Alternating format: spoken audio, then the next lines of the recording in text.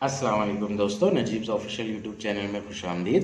دوستو اس ویڈیو میں ہم 10ویں جماعت مہاراشٹر بورڈ کے ریاضی حصہ دوم یعنی جیومیٹری کا تیسرا سبق دائرہ اس چیپٹر کا مطالعہ کر رہے ہیں۔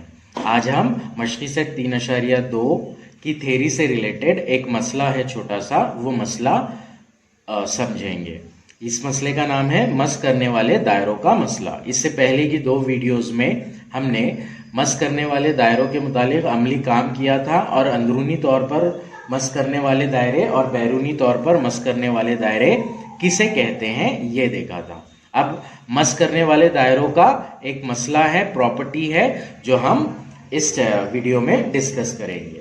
پیج نمبر 57 پر دی گئی ہے، یہ سمپل سا تھیرم ہے، سمپل سا مسئلہ ہے۔ مسئلہ دیا گیا ہے، ایک دوسرے کو مس کرنے والے دائروں کا تماسی نقطہ ان کے مراکز کو جوڑنے والے خط پر واقع ہوتا ہے۔ اگر 2 ایسے دائرے ہیں جو وہ ایک دوسرے کو مس کرتے ہیں تو ان کا جو مشترک تماسی نقطہ ہوگا، مس کرنے والے دائرے ایسے ہوتے ہیں جن کا ایک تماسی نقطہ ہوتا ہے جو کہ کامن ہوتا ہے، مشترک تماسی نقطہ ہوتا ہے۔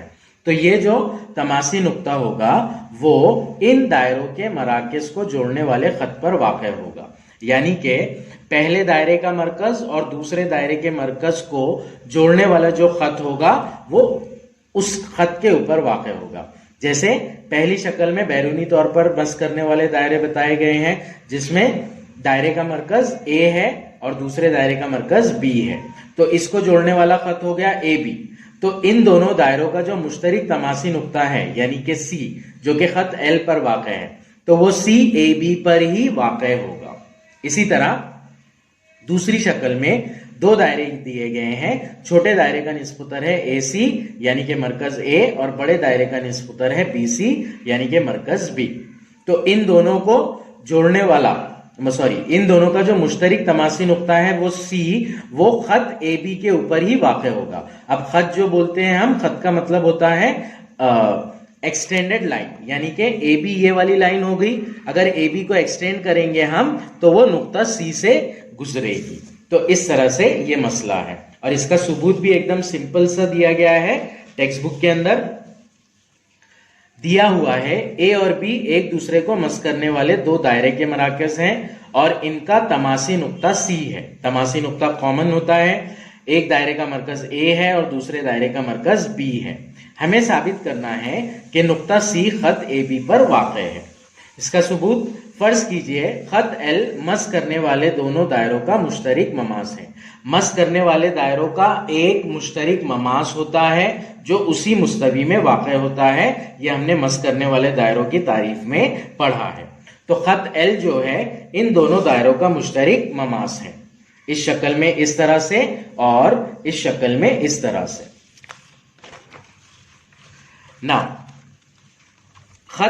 قطع AC خط L پر عمود ہوگا اور اسی طرح قطع BC خط L پر عمود ہوگا۔ قطع AC عمود ہوگا L پر اور قطع BC بھی عمود ہوگا L پر۔ یہ کیوں ہو رہا ہے؟ کیونکہ مماس جو ہوتا ہے وہ دائرے کے نصف اتر پر عمود ہوتا ہے۔ یہ مسئلہ ہم نے مشقی سیٹ 3.1 کی تھیری میں پڑھا ہے، جسے ہم مماس نصف اتر کا مسئلہ کہتے ہیں۔ دائرے کو ایک ہی نقطے سے قطع کرتا ہوا جو مماس ہوتا ہے وہ دائرے کے نصف اتر پر عمود ہوتا ہے، یہ مسئلہ ہے وہ۔ تو اس کی وجہ سے اس کا مطلب یہ ہوگا کہ یہ جو خط ہے L وہ AC پر بھی عمود ہوگا اور BC پر بھی عمود ہوگا۔ اسی طرح یہ جو خط ہے L وہ AC پر بھی عمود ہوگا اور BC پر بھی عمود ہوگا۔ تو یہی لکھا گیا ہے، قطع AC عمود ہے خط L پر اور قطع BC عمود ہے خط L پر، اس لیے خط AC اور خط BC خط L پر عمود ہے۔ AC اور BC ان دونوں کا ایک مشترک نقطہ ہے C، دونوں میں کامن پوائنٹ آ رہا ہے، رائٹ؟ اور یہ دونوں قطع L پر عمود ہے، تو اس کا مطلب یہ ہو گیا کہ خط AC اور خط BC دونوں ہی بیک وقت خط L پر عمود ہے۔ اب بیک وقت عمود ہونا مطلب سی ان کا کامن پوائنٹ ہے. تو اس لیے نقطہ سی سے خط ایل پر ایک ہی عمود کھینچا جا سکتا ہے, مطلب ایک ہی سنگل عمود ہوگا. جس طرح سے مشترک تماسی نقطہ ایک ہی ہوگا, مشترک مماس ایک ہی ہوگا, اسی طرح سے مشترک عمود بھی ایک ہی ہو سکتا ہے. اب مشترک عمود ایک ہے, مطلب کہ سی کا جو پوائنٹ ہے وہ اسی خط پر واقع ہے. یعنی کہ نقاط اے, سی اور بی یہ تینوں ہم خطی نقاط ہیں. اسی طرح یہاں پہ بھی شکل میں نقاط بی, اے اور سی یہ تینوں بھی ہم خطی نقاط ہیں. اس لیے سی, اے, بی ہم خطی نقاط ہیں. اس کا مطلب یہ ہوا کہ نقطہ سی خط اے بی پر ہی واقع ہے, جو کہ ہمیں مسئلے میں ثابت کرنا تھا. ایک دوسرے کو مس کرنے والے دائروں کا تماسی نقطہ سی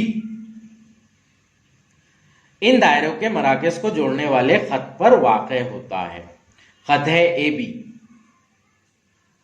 تو یہ جو سی ہے وہ اسی خط پر واقع ہے, کیونکہ سی, اے اور بی یہ تینوں ہم خطی نقاط ہیں.